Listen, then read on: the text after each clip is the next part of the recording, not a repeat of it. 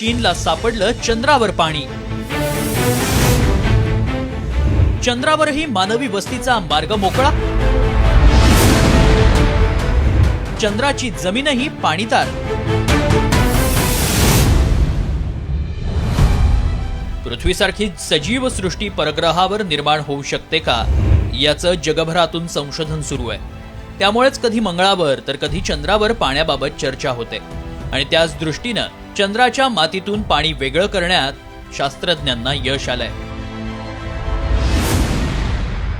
चीनी शास्त्रज्ञांनी हे आगळंवेगळं तंत्र विकसित केलंय। चीननं 2020 साली पार पडलेल्या चांगई-5 या मोहिमेद्वारे चंद्रावरची माती, दगड यांचे नमुने पृथ्वीवर आणले।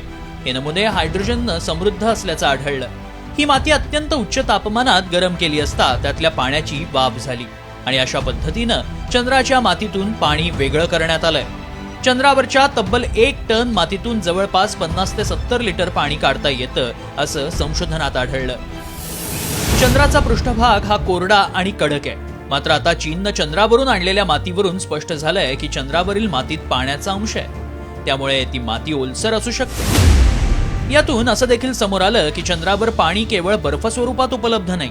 अपोलो मिशन अंतर्गत चंद्रावर गेलेल्या अमेरिकन अंतराळवीरांनी चंद्राच्या मातीचे नमुने आणले होते।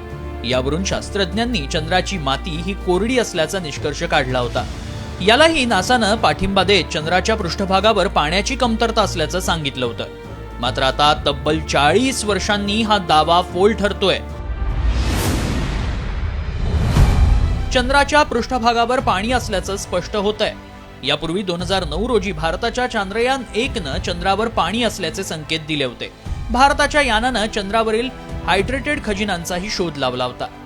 चंद्रावर कायमची वस्ती करण्यायोग्य सुविधा उभारणीसाठी चीननं काही मोहिमा आखल्या आहेत। त्यासाठी हे संशोधन महत्त्वाचं ठरणार आहे। त्यामुळे आगामी काळात आणखी काय काय शोध लागतात आणि मुळात चंद्रावर माणूस राहू शकणार का, याबाबतचं कुतूहल आणखीनच वाढलंय।